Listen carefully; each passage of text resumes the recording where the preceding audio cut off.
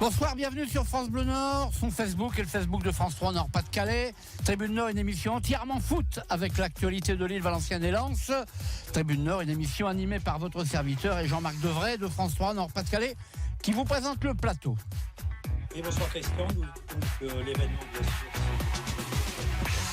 Nous avons invité François Stock, qui est président des Dogs du Net et un des nombreux supporters. Bonsoir à tous.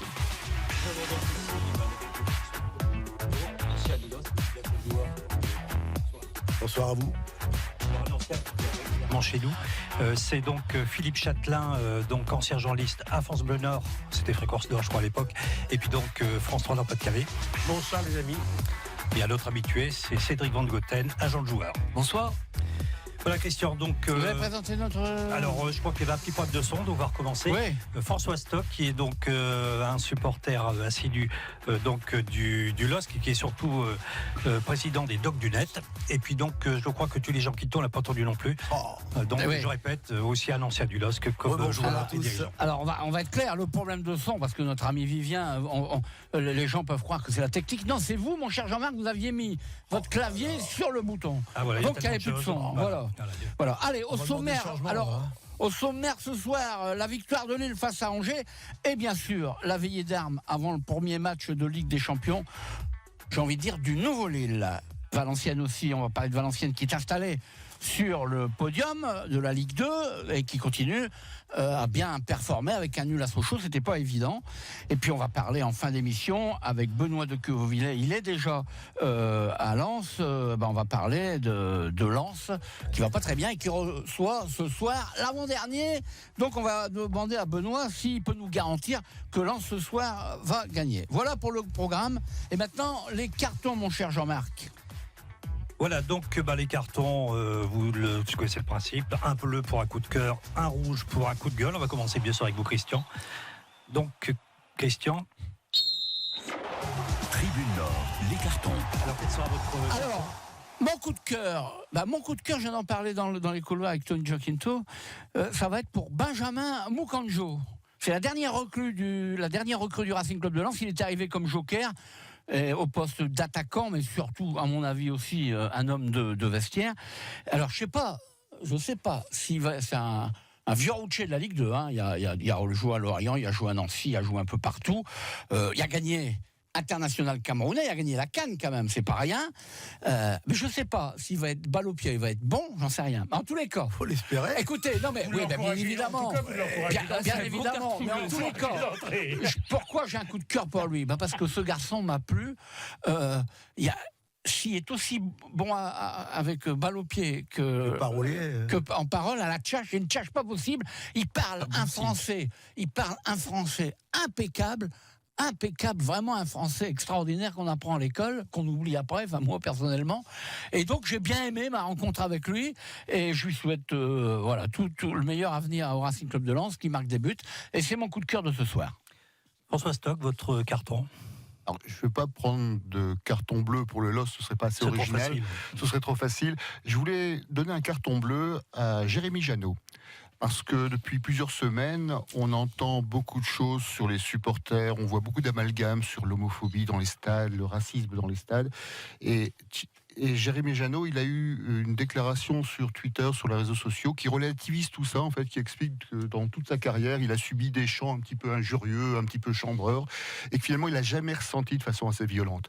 Alors bien sûr, il faut condamner l'homophobie, le racisme et tout ce qui est discrimination, mais il remet un peu l'église au milieu du village par rapport à des commentaires qu'on entend et qui sont vraiment très blessants pour les supporters qui se sentent pas du tout concernés par ces vices, en fait. Et on en parlera tout à l'heure, justement, parce qu'on va parler de Valenciennes, les bons résultats de Valenciennes, avec un nouvel entraîneur, un effectif renouvelé dans une grande proportion. Et puis, il y a aussi l'arrivée de Jérémy Janot. Et on m'a dit en interne qu'il faisait un grand bien, ce garçon, dans le club. C'est quelqu'un qui a vraiment un bon esprit. Ouais. Déjà, quand il était joueur vis-à-vis des supporters et de ses coéquipiers, c'est vrai qu'à Valenciennes, dans une équipe assez jeune, il doit faire beaucoup de bien. Ouais. Et puis, à sa place en gardien, ça n'a pas été un 3 et 4. Il était Valenciennois en plus. Oui. Tous les Chiquito, je vous laisse la parole. Moi, un coup de cœur, un mec. Il y a plus de doublement. Comment ça se fait? Il n'y a plus de carton rouge. Il n'y a plus de carton rouge. Ça fait cette année, on n'a plus de carton rouge. Doublement cœur parce que c'est un club que j'ai entraîné pendant de longues années, l'OS FIV, qui se faisait souvent remarquer par la Coupe de France, un club cher au regretté Marcel Duhaut, qui hier a éliminé un club de division supérieure. C'était le 3e tour. Voilà, 3e tour, donc ils ont battu un bon club de la Ligue du Nord, Saint-Amand. Donc voilà, donc de là-haut, Marcel doit être content de voir ses couleurs toujours aussi débordantes lorsqu'il s'agit de se qualifier en Coupe de France. Je me souviens qu'il y a une vingtaine d'années, j'avais été voir Fives, c'est vous qui entraîniez à Balais, là. Balais, c'est ça. Contre Saint-Omer. Contre Saint-Omer. Il y avait à 8, on les a écrasés 1-0. Il y avait une foule extraordinaire, il y avait un monde, il y avait des bières, des chopes. C'est pour ça que voilà, ils commencent leur épopée Coupe de France par un bon résultat. Alors, Fifalta, vous aurez peut-être pour nous un petit rouge quand même. Oui, j'ai un petit rouge, à la veille de l'entrée en lice du LOSC en Ligue des Champions. Vous avez perdu votre voix. Eh bien, je vais donner un carton rouge, mais très rouge vraiment. Comme votre responsable. Comme la Barbichette. Non, mais si vous m'aviez prévenu avant, j'aurais été chez mon coiffeur, vous voyez, mais là, j'ai été pris. Coiffeur, vous avez été prévenu en même temps que les autres. Voilà. Donc, moi, j'en ai pas pour 2 secondes. Hein. Je donnerai donc un carton rouge au responsable du football français qui troque le sport le plus populaire de l'Hexagone aux vendeurs de décodeurs. Et si vous n'avez pas de sous, eh bien, vous restez à la maison. Alors, il y a une solution, c'est peut-être d'aller au bistrot, mais je suis pas certain que d'aller au bistrot, ça coûte moins cher que d'acheter des abonnements. En tout cas, ça pose un vrai problème. Un vrai problème que des gens qui habitent l'île, qui habitent la région, qui habitent les Hauts-de-France ne verront pas demain le match du LOSC. Et ça pose un vrai problème. On vit vraiment une époque formidable. Ils pourront nous écouter. Paradoxal entre les gilets jaunes et puis les abonnements de télé. Voilà ce que je voulais dire. Coup de gueule. Bien sûr, on écoutera la radio. Hein. Oui, je crois que Benoît de Quevauvillers est là. Il m'avait dit qu'il allait arriver à temps pour. Il tient absolument à présenter un carton. Benoît ? Ouais, non, mais mon cher Christian, bonjour. Bonjour, Christian, je suis parti. Là, je suis pas tout seul. Vous dites pas bonjour à nos amis ? Je vais dire bonjour à nos amis dans quelques temps, mais je voulais répondre à votre affirmation. Comme vous m'avez demandé justement de participer à l'émission, de faire un carton, je suis parti très tôt de Lille. Je n'ai pas pris tous les risques sur la route, mais j'ai essayé de trouver l'itinéraire le plus futé pour arriver à temps au Stade Bollard. Pour vous plaire, mon cher Christian. D'accord, ouais. D'accord. J'avais rien demandé du tout, moi. Hein. Si, vous m'avez dit réfléchir à un carton. Alors, 2 petites choses. Bonjour à tous les invités, bien sûr. Bonjour à Philippe Châtelain. J'aime beaucoup, parce que je vous regarde sur Facebook, j'aime beaucoup son t-shirt jaune et sa barbichette rouge. Il revient à de plus nobles intentions et il est moins anti-Racing Club de Lens qu'il a pu l'être par le passé. Voilà. Alors, je voudrais Benoît là-dessus. Je voudrais mettre un carton bleu au Stade Bollard et par la même occasion à Hafiz Mamadov, l'ancien propriétaire du Racing Club de Lens, parce que Christian, quand on arrive, il y a souvent beaucoup de supporters, c'est très agréable de voir un stade de foot avec des supporters, mais on le voit jamais complètement vide. Là, il est totalement vide puisque à cette heure-ci, personne n'est. Je redécouvre ce stade absolument magnifique, patiné par le temps avec une histoire pratiquement plus vieille que nous tous réunis, qui a été magnifiquement rénové parce qu'à un moment donné, avec l'argent d'Hafiz Mamadov, Lens a pu concourir à l'organisation de l'Euro 2016. Voilà, donc j'ai rien contre le stade du Hainaut ni le stade Pierre-Mauroy, mais ils sont encore un peu jeunes, il faudra qu'ils s'usent avec des souvenirs et des histoires collectives pour un jour ressentir ce qu'on ressent ici quand on est au stade Bollard. Voilà mon carton bleu ce soir. Merci Benoît, on se retrouve tout à l'heure pour parler de Lens. Enfin, vous pouvez intervenir, hein, vous êtes en direct et vous avez une ligne. Plaisir. Vous pouvez intervenir. Sans l'impartialité de Benoît. À vous, on va pas perdre de temps parce qu'on a déjà une minute de retard. Aller vite. Carton bleu pour Olivier Guégan. Ouais. C'est pas très original, mais on l'a reçu la semaine dernière et je l'ai mieux connu que je ne le connaissais. Ouais. Et les bons a priori et les bons échos que j'ai vus de lui se sont confirmés. C'est quelqu'un de très simple, très disponible. Il a passé du temps avec nous. J'ai trouvé très pédagogue. Bon breton. Voilà. C'est quelqu'un de très bien. Et les bons résultats ne lui montent pas à la tête. Parce que je pense qu'il est resté comme il l'était avant. Et donc ça, c'est très bien. Oui, bon, on va en parler quand on va parler de Valenciennes, de ses bons résultats. Voilà. Le mien, je vais quand même essayer de donner un rouge. Alors, je m'excuse, je vais quand même le donner au même joueur du LOSC qui continue à zapper les conférences de presse ou les zones mixtes après les matchs. Ça a encore continué. C'est qui ? Alors, c'est toujours un peu les mêmes. C'est Bamba, Iconé, Maignan. Alors que viennent régulièrement toujours les mêmes. José Fonte, qui a fait un tapis de balle. Alors, Jérémy Pied, qui est venu aussi. Alors, malheureusement, Jérémy Pied, on l'interviewe pas souvent parce qu'il joue pas souvent. On en a récupéré un bon, c'est Benjamin André. Oui, tout à fait. Mais bon, là, il n'est pas venu, mais bon. Est-ce que vous pensez, Jean-Marc, que c'est des consignes qui peuvent venir Non, c'est les joueurs qui ne veulent pas. Non, mais je crois qu'il y a des consignes qui viennent de leurs agents, clairement, puisque ce sont toujours les mêmes joueurs que j'ai attirés. Il connaît la passe-part avec les médias parlent de lui. Je pense qu'il faut aller le voir avec un logo TF1. Et là, en qualité d'international, il ne pourra pas se dérober. Je vais vous donner une anecdote très brève que André Descarnel, le syndic de presse du Stade Berbois, nous a donnée. Il connaît, bien sûr, était en équipe de France. Il ne voulait pas passer par la zone mixte. Il a été tout de suite recadré par le service de presse de la 3F, qui lui a dit ici, t'es pas au LOSC. Voilà. Ça, c'est clair. On peut passer au premier thème, Christian. Alors, le premier thème. Tribune LOSC. Le premier thème, c'est le LOSC. Non, forcément le LOSC, avec sa victoire face à Angers. À la Pyrrhus. Pourquoi la Pyrrhus? Ça veut dire quoi, la Pyrrhus? Difficile. Mais moi, j'ai pas vu. Alors, j'étais au match. Ouais, on va en parler.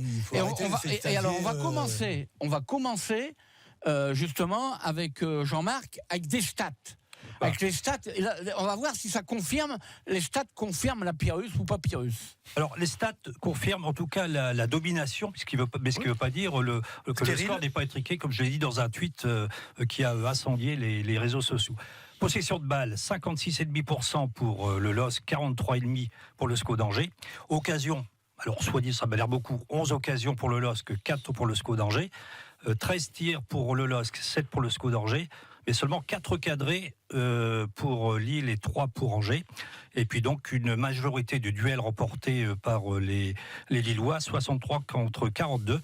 Mais à l'arrivée, ça ne fait quand même que 2-1. Et j'ai un peu le même sentiment que Tony. Alors moi, j'ai donné mon avis, j'y étais. Même si je sais bien que mon avis n'a pas autant de valeur que le vôtre, Tony Giaquinto. Mais écoutez, pour moi, il n'y a pas eu photo. Ah bon. Le LOSC a vraiment dominé. Non, mais le seul problème, et Galtier l'a dit, c'est les 10 dernières minutes. C'est ça le seul problème. Le seul problème, il est là. Plus que les 10 dernières. Non, un quart d'heure. Alors, la première mi-temps, elle a été intéressante, mais pas à 11 joueurs. J'ai trouvé le milieu de terrain, Soumaré et puis André très performant. Bamba, je l'ai quasiment pas vu. Bamba, c'est vrai qu'il a Ouéa, je cherche toujours après. Ouais. Bah oui, il n'a pas joué. Il n'a pas joué, tu pouvais pas le voir. Pardon, c'est pour ça que je ne l'ai pas vu alors. C'est pour ça que je ne l'ai pas vu. Bon, derrière, j'ai trouvé par moment le Serbe intéressant dans le domaine offensif, mais je veux le voir dans le domaine défensif. Bradaric. Il me paraît un peu fragile défensivement. Mais s'il n'y a pas cette bourde du gardien de but, qui a voulu un petit peu faire un cadeau à ses anciennes couleurs, on est à 0-0, quoi. Je veux dire, même si le LOSC a eu une certaine qualité il y a eu des bons enchaînements en première mi-temps, mais sans être vraiment percutant dans les 10 derniers mètres, quoi. On va demander l'avis de François Stocké, qui est là en tant que supporter du LOSC. Donc, il va peut-être être un peu partisan, mais son avis est important. Je pense qu'on a vu des bonnes choses sur les matchs, notamment les matchs à domicile. Il y a des bonnes choses avec un groupe qui finalement a été complété avec des arrivées de joueurs un peu plus renommés, mais très tardivement. Donc ces joueurs-là n'ont pas encore apporté finalement de plus-value au jeu lillois. On a des séquences qui sont très intéressantes. On a une première mi-temps qui était plutôt pas mal. On a une première partie de la seconde mi-temps où Angers a quasiment pas vu le jour. Ils étaient privés de ballon tout de suite. Alors effectivement, c'était pas stérile, mais on gagnera pas. Sans faire mal à Maignan, quoi. Pardon ? Sans faire mal à Maignan. Maignan n'a pas eu grand-chose à faire. Non, mais il a eu un ou deux arrêts qu'il a fait, comme il fait à chaque fois. Sans faire mal à Butin, mais les Lillois n'ont pas fait mal au gardien de but. Je préfère dire autrement. D'Angers. On n'a pas fait mal à Maignan parce que Maignan était encore un coup performant sur 2-3 coups. Il y a un problème. Le gardien d'Angers n'a pas dû faire des arrêts. Oui, moi je pense que vous êtes sévère parce que l'équipe qu'il faut absolument éviter aujourd'hui, c'est Angers. Ah bon. C'est Angers qui est une équipe très... Non, enfin, attendez. Ils sont pas 6-0 début de saison. Oui, d'accord. Attendez, ils étaient devant le LOSC, ils étaient quatrième. Ils se sont quand même bien repris. Enfin, Angers pose toujours des problèmes à son adversaire. Donc moi, je dis peut-être que le LOSC a pas joué comme... On est sur l'histoire du LOSC de l'année dernière. Donc là, il faut remettre la machine en route. Il faut remettre la machine en route. Moi, j'ai trouvé que finalement, c'était pas un si vilain match que ça. pas dit que c'était un vilain match. Voilà. C'était pas exceptionnel. Et le résultat, il est là. On va demander, Benoît, vous avez un avis? Benoît, vous étiez avec moi. Attendez, avant que vous parliez, je m'adresse à Vivien. Est-ce qu'on a des nouvelles de Bastien Ducrot qui est à l'Ajax Amsterdam et qui doit nous appeler pour... il est à la conférence du LOSC. Je pense que ça, c'est à 19h. Je pense qu'il est en plein dedans, là. Il va nous appeler en fin d'émission, sans doute. Allez-y, Benoît. Non, pas pour Benoît. Deux petites choses, Christian. Déjà, on a eu tout à l'heure un WhatsApp de Florent Fieschi, l'attaché de presse du LOSC. Oui. L'avion, quand on pensait que l'avion atterrissait à Amsterdam, les Lillois ne faisaient que décoller de l'Équin.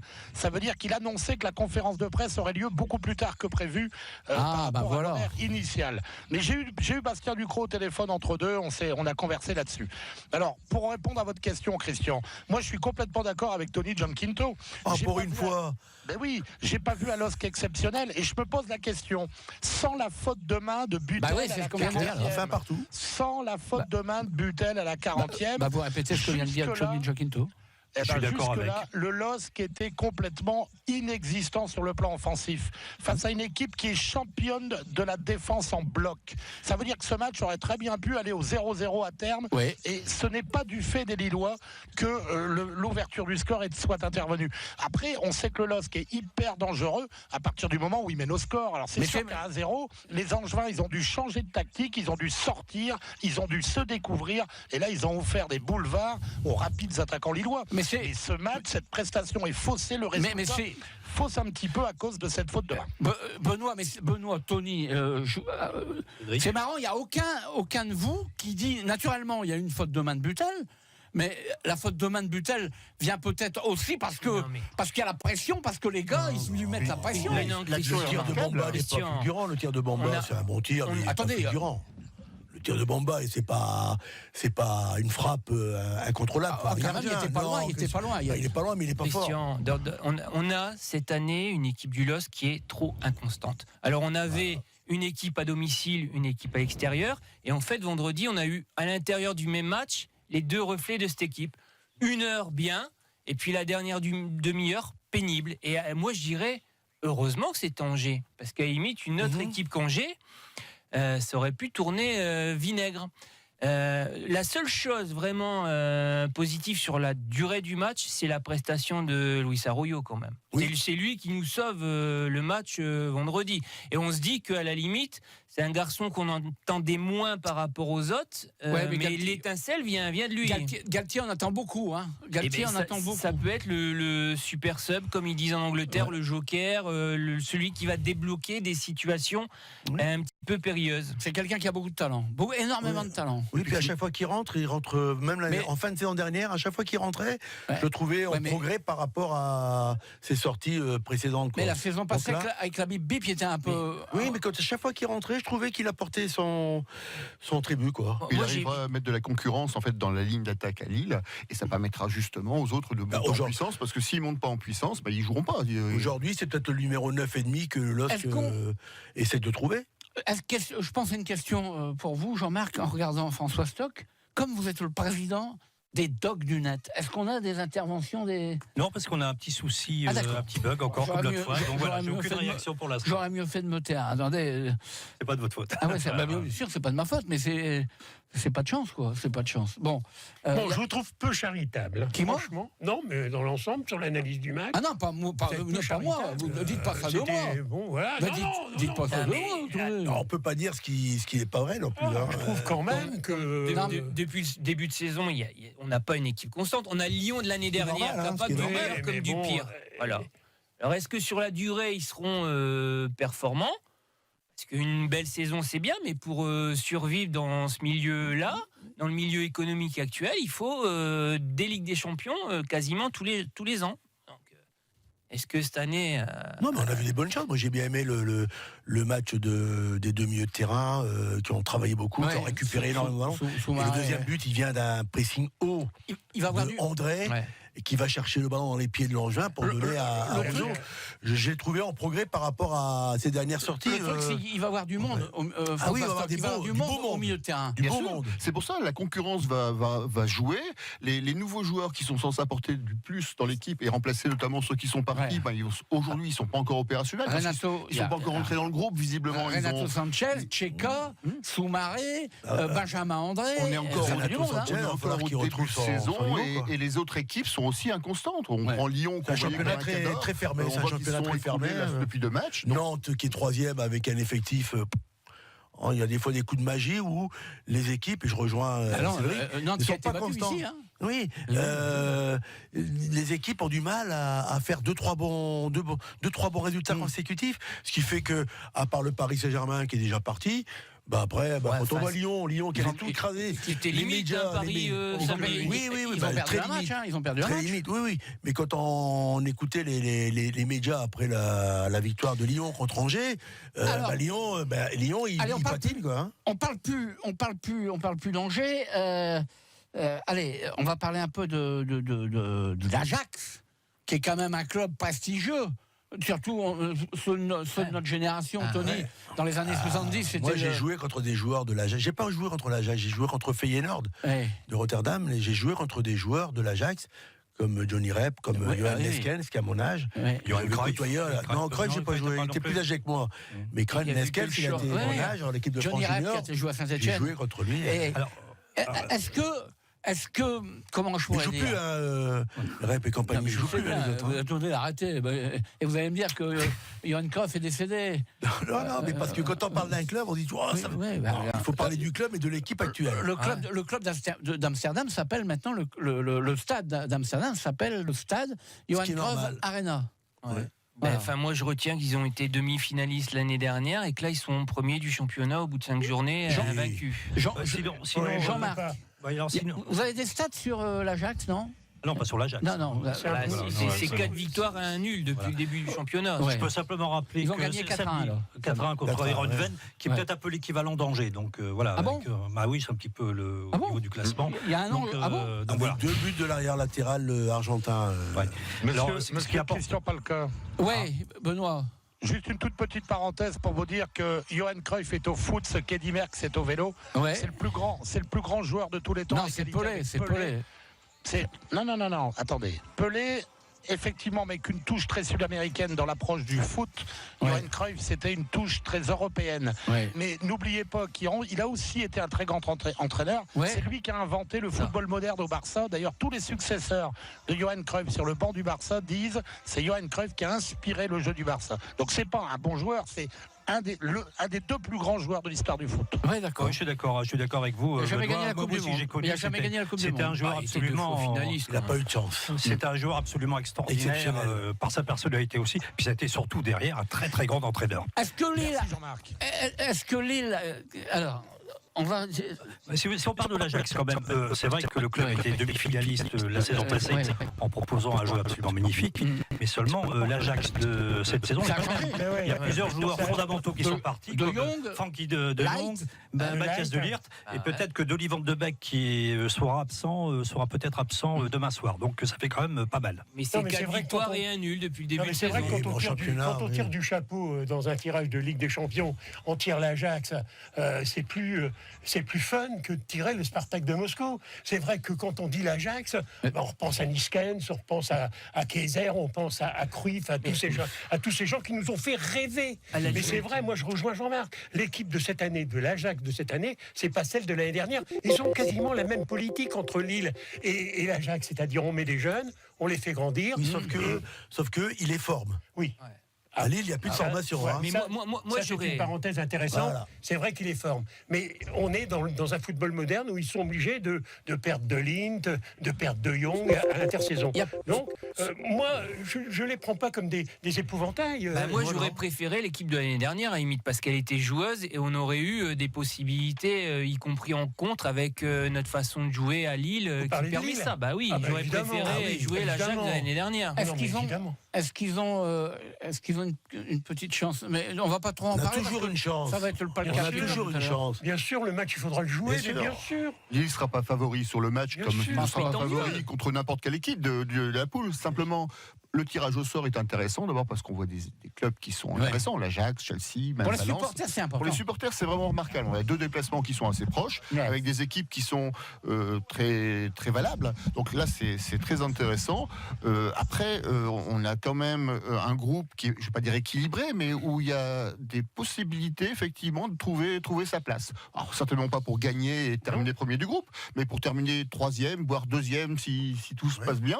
Il y a de la possibilité, parce que si Lille réussit à monter en puissance pendant cette Champions League, il peut trouver sa place avec un Ajax qui effectivement n'est pas exactement le même que les dernières, est un petit peu affaibli par rapport à ça, et avec un Chelsea qui est interdit de recrutement, qui est obligé effectivement de puiser en ses forces vives pour constituer une équipe cette année. Donc ils ne seront pas favoris, mais en tout cas il y aura certainement moins d'écart que par exemple en Youth League. Oui, et sans oublier Valence qui est en pleine crise actuellement avec son entraîneur. Moi j'ai une question aux supporters, au détriment du championnat? Messieurs, le championnat, c'est la priorité, forcément. Maintenant, le sentiment, en tout cas mon sentiment en tant que supporter, c'est carpe diem. C'est-à-dire que là, la Champions League, c'est un énorme bonbon qu'on nous propose de manger avec un gros appétit, où Lille n'a rien à perdre finalement. Lille n'a rien à perdre. Ils ont eu des résultats sur les 2 dernières Champions League qui n'étaient pas extraordinaires, où ils ont terminé 2 fois 4e du groupe. Là, l'idée, c'est de faire le mieux possible, d'essayer d'accrocher une 3e place, voire une 2e, en jouant le jeu et en essayant de ne pas être ridicule aux yeux de l'Europe. Allez, on a fini avec Lille. Simplement, je voudrais rappeler, c'est dommage cette histoire d'avion qui est parti en retard et tout. D'autant qu'ils ont dû décaler le. Il y a une conférence de presse à 19h. Oui, mais il pourrait avoir des conséquences au niveau de la récupération. de l'UFE. Oui, parce que Lille a voulu s'entraîner sur son terrain ce matin et partir après. J'ai entendu. Mais ils ne doivent pas s'entraîner sur le terrain du match non, c'est pas une obligation. Obligatoire, la durée du voyage le permet. La veille. Obligatoire, ce qui est obligatoire, c'est la conférence de presse d'avant-match. D'accord. Ça, c'est obligatoire. Voilà, allez, dans un quart d'heure, il est 19h30, dans un quart d'heure à peu près, oui. Jean-Marc, c'est votre revue du net avec Tom comme toutes les semaines. 3 informations. Et là, vous avez le choix. Large choix. Alors, rapidement, on reviendra sur le but fantastique de Neymar qui va peut-être renverser sa situation difficile avec les supporters. On parlera aussi du site de but, une revue de football bien connue, qui consacre toute une rubrique aux dernières nouvelles du LOSC. Et puis, vous l'aviez évoqué dans votre carton bleu, on parle beaucoup sur le net de l'arrivée de Benjamin Bougandjo à Lens. Voilà, donc on peut passer Tribune VAFC. Le deuxième thème. Alors, le deuxième thème, c'est Valenciennes. On a parlé tout à l'heure abondamment de Valenciennes en parlant d'Olivier Guégan. Je ne sais plus qui c'est qui a dit, c'est vous? Et M. Stock, et voilà, surprenant parce qu'aller faire match nul. Attendez, à Sochaux, Sochaux qui ne désespère pas. De revenir. Et cette année, ils sont beaucoup mieux que ça faisait 2 saisons. Ils sont moins mal. Ils sont moins mal que. Mais ils sont mieux. Ils sont beaucoup mieux. Allez. Alors, les statistiques avec Jean-Marc Devray. Effectivement. Alors, ce qui concerne la possession de balle, était bien sûr à l'avantage de Sochaux, 53% contre 47% à Valenciennes. 12 tirs côté socialien, 6 côté valenciennois, mais 2 cadrés de chaque côté. Et puis, là, c'était recensé le nombre d'attaques dangereuses. Ça m'a l'air beaucoup, recensé comme ça par la LFP. On parle de 54 attaques dangereuses du côté de Sochaux et 41 du côté de Valenciennes. Ça m'a l'air quand même beaucoup. Et puis, on notera quand même qu'il y a eu 13 fautes à Sochaux contre 6 seulement à Valenciennes, ce qui montre qu'il y a peut-être une certaine maîtrise du côté valenciennois. Meilleure défense du championnat, Valenciennes. Et puis ils sont 3e. Tout à fait, mais ils sont 3e parce qu'ils ont une bonne défense. Oui, ils sont 3e. Moi, je repensais. Allez-y, vous, Valenciennois de service. Vous prenez la place de François Launay, là. Je repensais à la dernière émission de la saison dernière, quand on a fait un peu des pronostics sur le futur Lille, le futur Lens, et quand on est arrivé à Valenciennes. on était tous... c'était l'apocalypse. Il n'y avait plus de joueurs, il n'y avait pas d'entraîneur. Souvenez-vous, Olivier Guégan n'avait pas été nommé.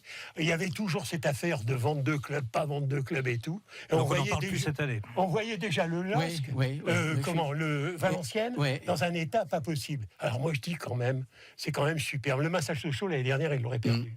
Cette année, alors il y a Olivier Guégan, il va chercher des joueurs comme ça. Certains, il a fallu aller regarder dans les bios pour savoir ce qu'il faisait. Et puis il fait un groupe. Il y a un vent qui est passé par Valenciennes. C'est absolument extraordinaire. Et là, ils sont dans le premier tiers. Ils y sont, quoi. Ils vont s'accrocher. Et moi, j'ai pas peur. Non, mais c'est sûr. Écoutez, moi, on peut dire ce qu'on veut de moi, mais j'ai pas peur de dire. Je prends un avis, si je me suis trompé, j'avoue quand même. Et moi, je reconnais, c'est marrant que vous dites ça parce que j'y ai pensé cet après-midi. Tout ce qu'on disait et tout ce que j'ai dit sur le président et tout. Bon, je reconnais que en réalité, le gars, il fait ce qu'il dit, quoi. Et que ça, on l'a. Je suis retombé aussi sur un article où que Valenciennes était. C'était mort, c'était fini, il y avait des trucs pas possibles. Je l'ai conservé, l'article. Et ben pour finir, tout ce qui est marqué dans l'article, il n'y a rien. Je crois même que je l'ai là, d'ailleurs. Je crois même que je l'ai là. Oui, voilà, je l'ai là. Regardez, c'est un truc monstrueux. Pourquoi Valenciennes est en vente? C'est le titre. Et alors après, vous lisez, alors là... tout ce qui est en vert, c'est tout des catastrophes. Toutes catastrophes. Et pour finir, il n'y a rien qui s'est passé. Mais ça, c'est un truc de journaliste, Christian. C'est des histoires qui sont belles à raconter. C'est vraiment génial. Parce que moi, je me mets à la place des supporters de Valenciennes. À la fin de la saison dernière, ils se sont dit, mais comment on va rattaquer la prochaine saison? Et ils se retrouvent 3e. Enfin, c'est génial. Cela dit, Eddy Zdiek, en embauchant Olivier Guégan, moi, je pense qu'il y a du bol. Mais si lui, il me dit que il avait flairé que le gars était capable et qu'il avait flairé tout ça, il est fort. Et il a fait des bons résultats, Guégan. Oui, à Grenoble. Que ça soit à Grenoble. Il avait de l'expérience, c'est un mec qui sent le football, quoi. Et à chaque fois qu'il a pris des équipes, il s'est jamais affolé. Et il s'est fait de la profondeur de banque. Si je me réfère à l'article de La Voix des Sports aujourd'hui, il a de la profondeur de banc, c'est-à-dire à chaque ligne, il a de la concurrence. C'est-à-dire qu'il va faire jouer la concurrence sur les lignes. C'est quand même incroyable. Et puis en matière de foot, c'est souvent la mayonnaise quand elle prend. Après, on rentre dans un cercle vertueux. Là, maintenant, ils sont une dizaine de points d'avance sur les relégables. Et ils vont pouvoir se donner une saison finalement confortable et pas courir après le score. C'est ce qu'il nous a expliqué la semaine passée. Il y a plein d'exemples comme ça. C'est ce qu'il nous a expliqué la semaine passée à votre place. Et puis après hors antenne, il nous a expliqué. Voilà, il faut que la mayonnaise prenne. Oui, et puis, pardon, excuse-moi. Le football, c'est quelque chose qui n'est pas également. On peut pas. Paris FC, Valenciennes l'année dernière, ils sont à la rue. Paris FC, tu as deux doigts de taper, le Racing Club de Lens. Oui. Et aujourd'hui, ils sont à la déroute. Son dernier. Ça veut dire que des fois, la saison, se passe bien. Pierrot doit commencer avant à pas avoir peur, mais enfin à se poser des questions sur son recrutement. Mais après, je trouve que les journalistes. Ils sont très vite euphoriques. Lyon, Angers, le nouvel entraîneur. Attendez, il y a quelqu'un qui veut nous parler là. En perd 2 matchs, c'est la catastrophe. Non, je pense que Valenciennes est bien. Il faut laisser le temps au temps, et on verra au mois de novembre où ils seront. Et puis s'ils sont bien classés, peut-être que l'appétit va venir en mangeant, puis qu'ils vont s'installer aux premières loges. Mais pour l'instant, je pense qu'il faut encore être mesuré dans son euphorie, comme il ne faut pas être dramatique avec le Paris FC. Tout ce qui est pris est pris. Tout à fait. On assure le maintien, et puis après, on voit ce qui se passe. Parlez pas tous en même temps. Benoît, vous avez voulu intervenir, non?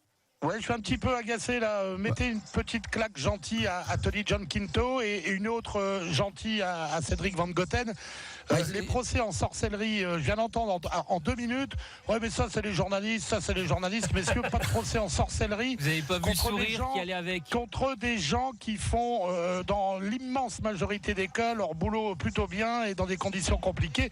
Si les journalistes savaient toute la vérité, ils seraient dirigeants de club, ils seraient dans le vestiaire et ils ne seraient pas journalistes. Donc attention, voilà, parfois il y a des analyses de matchs, de situations, de clubs qui sont vraies à un instant T. Et puis heureusement pour les clubs, heureusement pour les joueurs, heureusement pour les agents, il se passe d'autres choses. On va pas dire aujourd'hui que Neymar est le pire des abrutis, et on va pas non plus dire que c'est le plus grand des génies parce qu'il a mis un ciseau retourné. Voilà.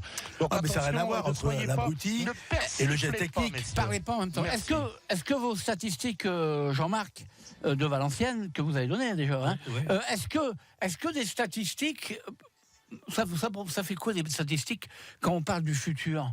Je veux dire, moi j'y crois pas trop, les statistiques, parce que ces statistiques, elles se basent sur des trucs qui se sont faits. C'est une photographie du match, voilà, c'est des éléments de réflexion qui sont pas aussi importants au football que dans des sports comme le basket, voire le handball, ou surtout le volleyball, où les statistiques perdent vraiment un vrai travail de faux pour l'entraîneur, mais ça donne quand même du physionomie du match, un petit peu sur la domination, sachant qu'au football, dominer n'est pas toujours gagné, et ça montre aussi que une équipe qui a la position de la balle n'est pas qui possède beaucoup de bords a priori est plutôt bien placé, mais voilà, ça montre aussi sur l'efficacité qui n'est pas toujours à la hauteur. En tous les cas, pour finir avec Valenciennes, il y a une chose qui est sûre, c'est que Valenciennes, et je vais faire attention à ce que je dis, et là je parle de votre corporation, enfin corporation entre guillemets, les supporters. Valenciennes a, depuis des années, ils ont un noyau de supporters qui n'est pas énorme, mais des fidèles de chez fidèles. Mais Valenciennes, et ces fidèles de Valenciennes, des fois ils sont mécontents quand ils avaient de quoi l'année passée, et l'année d'avant. Mais en général, ils suivent leur club. Mais Valenciennes mérite un plus gros noyau, mérite plus de monde qu'au Stade du Hainaut. Ils ont un beau petit stade sympathique, mais ils ont du mal. Vous avez habité, vous avez tenu un café. Oui, mais c'est pas le même public que Bollard, par exemple. Le public naturel de la région. Quand vous aviez le café, vous fonctionnez avec les supporters de foot? De Valenciennes, du temps du vieux Nagesser, quand Péroche il a fait remonter Valenciennes en première division, c'était la folie, il fallait voir ça. Et dans le café aussi? Mais bien sûr. D'accord. Bien sûr. Vous avez fait des sous, alors vous avez fait je veux dire simplement que j'ai souvent été à Bollard, et à Bollard, c'est un public. C'est 20 000 à chaque fois. Oui, mais c'est le LOSC est en train de gagner ça. Attention au LOSC, il faut gagner. Oui, c'est pas la même mentalité. C'est pas la même mentalité. Tu n'auras jamais 30 000 personnes à LOSC si tu es dixième div. Mais je dis que pour Lens, on dit que pour Lens, c'est une chance. Là, on reçoit Philippe Montagnier la semaine prochaine, si on lui rapporte ça. On dit que c'est une chance d'avoir ce public-là. Moi, je ne sais pas. Pas jusqu'à un certain point, parce qu'il faudrait aussi que de temps en temps le public boude quand il y a un mauvais spectacle, que le public boude en masse pour que le club se réveille, quoi. Je veux dire, le club se réveille dans le recrutement. Ils le font des fois. C'est quoi le rapport avec les supporters, Christian? Parce qu'à l'extérieur, ils jouent pas mieux qu'à domicile, et pourtant ils sont pas suivis par 28 000, 24 000 personnes. Non, mais c'est quoi avec les supporters? C'est que quoi que Lens fait, les supporters sont toujours d'accord. Donc non, d'accord. Quand on est supporter, on sait pas tout. Christian. On n'entre pas dans les dédales du Allez demander club. à Casanova si les supporters étaient d'accord. Ça lui a coûté un petit peu sa place quand même, un moment d'une saison qui avait mal démarré. Donc, mais pour revenir à Valenciennes sur le noyau des supporters, ça peut revenir. Là, la saison. Non, mais ils n'ont jamais eu beaucoup. Non, il n'y a jamais eu beaucoup de public. Valenciennes. Moi, j'ai joué contre Valenciennes avec des bonnes équipes de Valenciennes. Il n'y avait jamais vraiment ça le derby. Lille, Valenciennes, quand on jouait la montée tous les deux. Mais sinon, je ne suis pas d'accord non plus. En disant, pour moi, il y a une similitude entre le public lensois et le public valenciennois. La seule différence, c'est le nombre. Mais la mentalité, la tribune de fer à Nagesser, c'était l'équivalent de la tribune Marek. C'est populaire, mais avec 2 fois moins de spectateurs. C'est deux publics ouvriers, on est d'accord là-dessus. Deux publics populaires, ouvriers, c'est sûr. Messieurs, il va être temps de passer au Palcapif, alors justement. Voilà, le Palcapif. Alors, ça va être simple. Il va y avoir un pari, parce il y a un match ce soir, mais on a déjà parié la semaine passée. Et Jean-Marc, vous notez oui, tout à fait. les résultats. Et donc là, la joué pour le match de ce soir, j'étais pas là la semaine dernière. La Ligue des Champions. Vous n'êtes pas là? Vous n'étiez pas là, effectivement. Il y a que trois personnes ici. Il peut jouer, le match n'est pas commencé. Tout à l'heure, je peux vous demander tout à l'heure. Et Philippe aussi. Moi, c'est le match piège, Châteauroux. C'est le match piège. Je vais mettre Lens gagnant. Ce sera tout à l'heure. Ce sera tout à l'heure. Ah, c'est tout à l'heure. Là, on passe à l'Ajax. L'Ajax-Lille. Alors, le résultat et le score. Je demande le score, puisque comme il n'y a qu'un match, effectivement, pour l'histoire de fonction distribuer suffisamment de points. Alors, je commence par moi. Non, mais on n'y est pas encore. Hein. Là, c'était le teaser. Voilà. Ouais, on va attaquer maintenant la troisième partie de l'émission. Votre revue du net. Et avant ça, bien sûr, la revue du net. D'accord.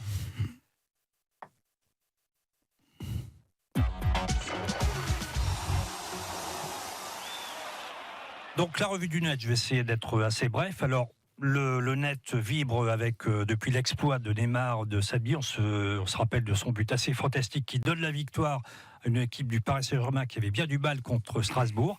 Un but magnifique, surtout dans le contexte où on a vu que Neymar, bien sûr, a été sifflé tout le temps par la tribune d'Auteuil et que même ses supporters ultras n'ont pas été renversés par ce but. Donc, il y a un sondage paru sur le net montre que 72% des ultras ne veulent toujours pas pardonner à Neymar, et 28 sont quand même décidés à revenir là-dessus.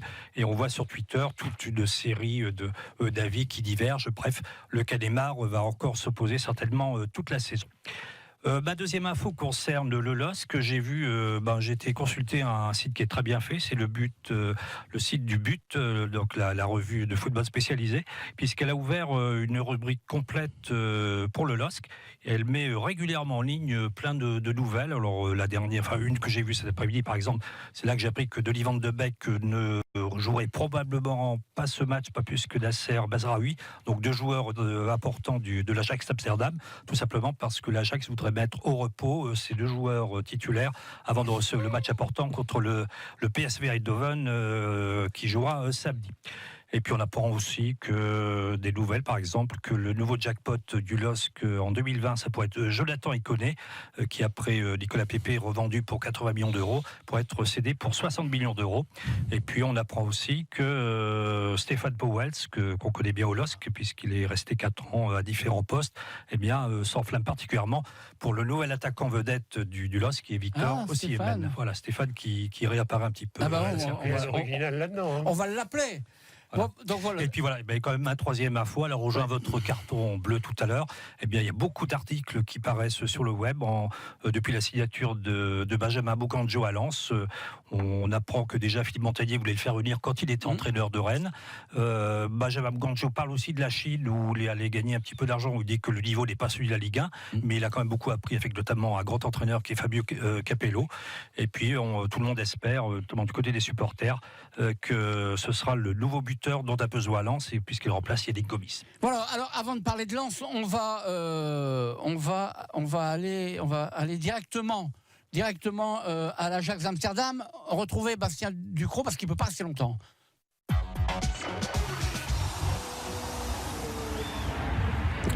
Allô Bastien. Oui, bonsoir Christian. Bonsoir messieurs. Alors expliquez-nous ce qui s'est passé, il y a du retard. Alors non, finalement, les joueurs lillois sont arrivés à l'heure, ou du moins Christophe Galtier et José Fonte, le capitaine, sont arrivés à l'heure. Ils ont décollé en retard, mais ils ont tout fait pour être à l'heure. Donc ils avaient 5 minutes de retard, mais la conférence de presse vient de se terminer à l'instant. Et alors, on a dit quoi ? Alors, du côté lillois, juste une indication sur le groupe. Seul Wea ne sera pas là, sinon Christophe Galtier pourra compter sur son équipe complet. Et puis, j'entendais tout à l'heure, vous parliez de Van de Beek. Eh bien, c'est confirmé. Il ne sera pas là demain, et ça, c'est une bonne nouvelle pour le LOSC, puisque Donny Van de Beek est l'une des stars de cette équipe. Il a été l'un des grands artisans de l'excellente saison de l'Ajax l'année dernière. Donc, c'est vraiment une bonne nouvelle pour le LOSC. Van de Beek ne sera pas là, mais bon, il reste quand même des artificiers comme Tadic ou encore Ziyech qui seront là. Sinon, dans l'ensemble, le message véhiculé par Galtier et Fonte, c'était on n'a pas peur, on est là pour prendre du plaisir, mais on est là aussi pour créer la surprise. Et vous allez voir demain, on peut la créer cette surprise, du moins on y croit dans le vestiaire lillois. Voilà, on va voir ça, créer une surprise, c'est clair. Merci Bastien, vous allez bien, vous avez bien voyagé. Vous avez bien voyagé, vous? Tout va très bien, je vous attends de pied ferme, Christian. D'accord, allez, à demain. Bonne soirée. À demain. Tribune sang et or. Allez, on va terminer avec Lens 13e avec 8 points qui reçoit Châteauroux. Avant-dernier, 19e avec 2 points. Alors je sais que vous allez me dire que la différence... Je sais, j'ai bien noté que le Havre, qui était en tête, qui est intraitable en plus, d'après Benoît, c'est la meilleure équipe du championnat, n'a pas su gagner face au PFC qui est dernier. Mais attendez, si Lens, qui a vraiment besoin de points, il ne gagne pas contre l'avant-dernier Châteauroux, Patapon, avant justement d'attaquer le débat, quelques statistiques. Alors sur les rencontres entre Lens et Châteauroux, ces deux équipes se sont rencontrées 12 fois. Il nous l'a dit, Philippe Montagnier. Oui, elles se sont rencontrées 12 fois depuis le 15 août 2008. Le bilan assez partagé, 4 victoires pour Lens, 5 matchs nuls et donc 3 victoires pour Châteauroux. Mais on constatera que toutes ces victoires lensoises ont été gagnées à Bollard-de-Lys, c'est-à-dire qu'ils n'ont Lens n'a jamais gagné à Châteauroux. Et puis donc vous le rappelez. On n'est pas à Châteauroux, on est à Lens là. Oui, justement. Donc ça veut dire qu'ils sont Châteauroux et prenables ce soir. Ah ben évidemment. Et donc je rappelle d'autant plus que Lens est actuellement 13e avec 8 points. 2 victoires, 2 matchs nuls, 2 défaites, c'est très équilibré. Et Châteauroux, par contre, il a quand même très mal démarré, avec 2 petits points, aucune défaite et simplement 2 petits matchs nuls. Et 0 but. Vous pouvez me dire que le résultat est pas fait d'avance, qu'il faut battre. Voilà, il y a un adversaire, c'est ce qu'ils disent aussi les entraîneurs. Il y a un adversaire et tout. Je suis d'accord. Bah oui, mais il faut absolument aller chercher des points. S'ils sont pas capables, en sortant les tripes, de gagner contre Châteauroux ce soir à Bollard devant 25 000 ou 26 000 ou 27 000 spectateurs, écoutez, j'ai envie de dire, on enlève les chaînes. Mais parfois ça arrive, parfois ça arrive. Oui, mais bon, après, si tu dois assumer aussi ton statut. Lens a un club qui mérite la première div. Là, ils ont dit, on va jouer la montée. Si t'es pas capable de battre Châteauroux, comme il dit Christian, il faut jouer au billes, excuse-moi. La seule question que je me pose, moi, c'est que ça fait 15 jours qu'ils n'ont pas joué. On ne sait pas exactement où ils en sont, finalement, contrairement aux autres équipes qui ont joué ce week-end. Ils ont bien travaillé, ils ont bien travaillé. Apparemment, il y a pas des matchs successifs. On dit ils sont fatigués. Quand il y a une coupure qui peut générer un peu d'influx, on dit ça va pas. Alors, ils doivent jouer, puis point barre. C'est vrai pour les deux équipes en plus. Bien sûr. Non, mais on est d'accord là-dessus. Évidemment, on est d'accord. Il faut que Lens gagne ce soir. Mais je vous dis quand même que c'est un match piège. Alors, tous les matchs sont pièges. L'histoire, on va revenir à Moukandjo. L'histoire qui j'ai posé là. Il joue ce soir. Il est qualifié? Non, non, il n'a pas joué depuis 6 mois. Il n'a pas joué depuis mars, donc il remet en condition. Justement, j'ai posé la question à Philippe Montagnier. Il nous a répondu. Philippe, il sait très bien se dépêtrer des questions un peu comme ça, quoi. Ils ont vendu, ils se sont séparés de 2 bons attaquants. Il y a Yannick Gomis et puis Chouillard. Donc, ils ont un besoin urgent d'attaquants. Alors, ils en ont, le petit Charles Bolly, là, le fils à Auger, ils en ont, mais ils ont vraiment besoin d'attaquants expérimentés pour jouer à côté de Benza. Donc, joker. Qui dit joker, c'est on prend un mec tout de suite pour être opérationnel. Tout de suite. Et il va pas être. Je comprends pas. Non, mais surtout s'il était libre depuis le mois de mars. Pourquoi attendre la fin du mercato à la question, et après on va aller avec Benoît, à la question, Philippe Montagnier a répondu, je me rappelle bien, il a dit, il est en forme parce et ça c'est une marque de professionnalisme, il s'est payé sur son argent un coach personnel. Ils font tout ça maintenant. Ah bon? Même lorsqu'ils ne sont pas blessés, ils ont un coach privé. Mais Christian, on dit toujours que l'entraînement ne remplace pas la compétition. C'est du rythme et c'est de la compétition qu'il lui faut. Donc c'est bien de s'entraîner. Un entraînement bien fait. On ne remplace jamais un match. Et puis le joker, c'est un joueur libre. Oui, c'est un joueur complètement libre. Oui, mais joker, il y a la notion de libre. On a pu l'embaucher après le mercato, donc ça c'est libre, on a le droit, mais il y a aussi la notion joker. Oui, ils n'ont pas anticipé Chouillard et Gomis, quoi. Et c'est ça. Il fallait se placer quand même dans le mercato normal pour essayer d'aller chercher le vieux briscard. On va voir le grand connaisseur de Lens, qui est à Lens d'ailleurs. Benoît. Oui, Christian. Vous êtes d'accord avec ce qu'on vient de dire? Écoutez, j'écoute attentivement. J'ai un petit message personnel pour vous de Sylvain Rogy de France Bleu Berry qui est à côté de moi, qui écoute l'émission et qui vous remercie et qui vous dit pas tapons toi-même parce que son équipe n'est pas une équipe de pas tapons. Ça, c'est la première chose. Excuse-moi, Sylvain. Voilà. La deuxième petite chose, ce qui est intéressant dans ce que vous dites, Christian, le départ de Chouillard, le départ de Gomis. Alors effectivement, ça a fait rentrer, on l'a dit la semaine dernière, 17 millions d'euros avec 111. Enfin, le mercato global du Racing Club de Lens, c'est 17 millions d'euros dans les poches de l'actionnaire. Mais cette équipe s'est affaiblie. Bien sûr. On va attendre de voir ce que fait Boucanjo, mais cette équipe s'est affaiblie. Comment peut-on, le 30 juillet, dire qu'on joue officiellement la montée en Ligue 1 et le 30 août se rendre compte que le groupe s'est affaibli? Moi, j'ai beaucoup de mal à comprendre ça. Vous avez pas encore eu la feuille de match, là? Boucanjo, il est pas là. Non, Boucanjo, il est en tribune de presse avec notre confrère Sébastien Noé de La Voix du Nord. Il discute, il est avec des copains à lui, il est en survêtement casquette. D'accord. Ah oui, mais il aime bien parler, hein. C'est impressionnant, hein. On va être gâtés avec lui. Alors, le problème, c'est que est-ce que ça va être le Boucanjo qu'on a connu bien avant son passage en Chine, qui était plutôt un attaquant percutant, efficace, ou est-ce que ça va être le nouveau Mahazou? Vous vous souvenez de Mahazou, qui est extraordinaire et qui est reparti à Ajaccio aussi vite et qui est revenu trop vite. Benoît, est-ce que Keita est dans le groupe? Écoutez, j'ai pas la feuille de match, mon cher. Parce que c'est un sacré aussi, lui. Il se fait appeler Baba Neymar quand même. Hein. Ouais, je pense que non, mais on vous dira ça. Je vous dirai ça dans quelques instants quand j'aurai la feuille aussi de match. Il vient d'arriver à Dijon et il se fait appeler Baba Neymar. Donc en revanche, aussi ça. En revanche, messieurs, un petit mot sur l'avant-match. Les joueurs ont d'abord reconnu le terrain, les deux équipes, en survêtement et en tenue de ville, quand il y avait absolument personne. Là, ils commencent à arriver pour l'échauffement. Depuis le début, Christian, Joseph Ougourian est au bord de la pelouse avec Arnaud Pouille. Ça veut dire qu'il est très très impliqué quand même avant ce match. Non, je pense surtout qu'il est venu mettre un petit coup de pression à ses joueurs, à son staff et à ses dirigeants, parce que d'habitude il est très discret, il est en haut de la tribune, il est plutôt dans le salon présidentiel après les matchs. C'est pas du tout un président agissant.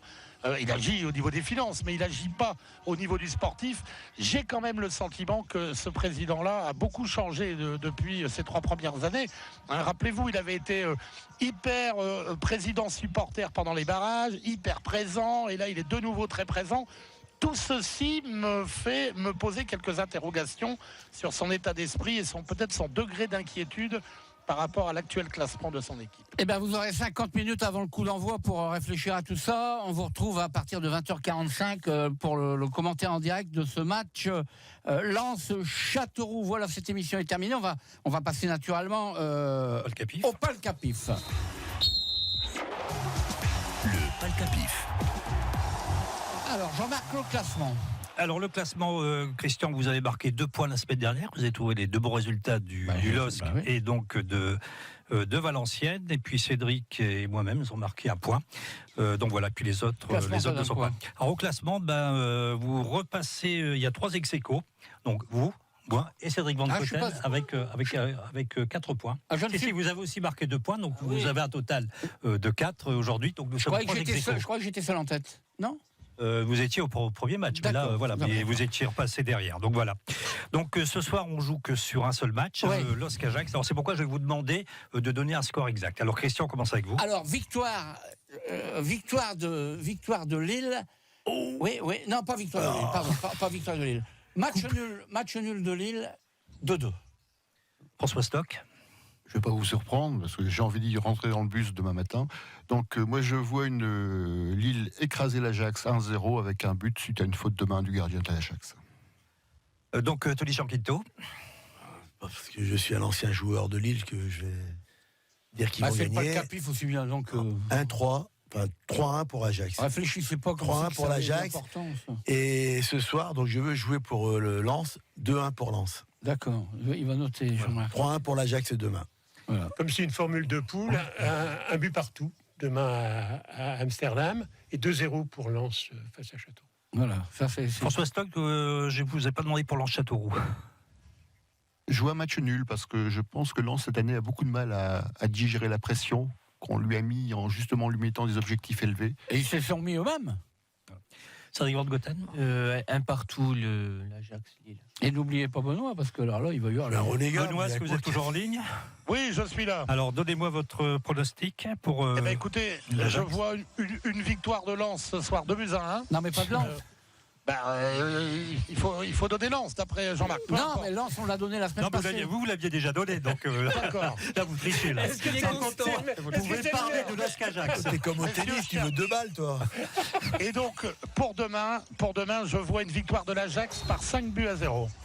Et ben, il est fou, mais il est fou. Voilà. Et ben, pour terminer, Christian, je vous rejoins 2 partout. Voilà, cette émission est terminée ce soir. Tu ne pourras pas rentrer à Lille ce soir, demain soir. J'ai hésité avec un sport de tennis. C'est fini, pardon.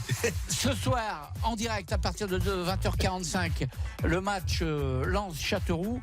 Et demain soir, en direct à partir de 21h, coup d'envoi 21h. Mais l'émission commence à 20h. On sera en direct à partir de 20h avec Emma Sarango ici en studio.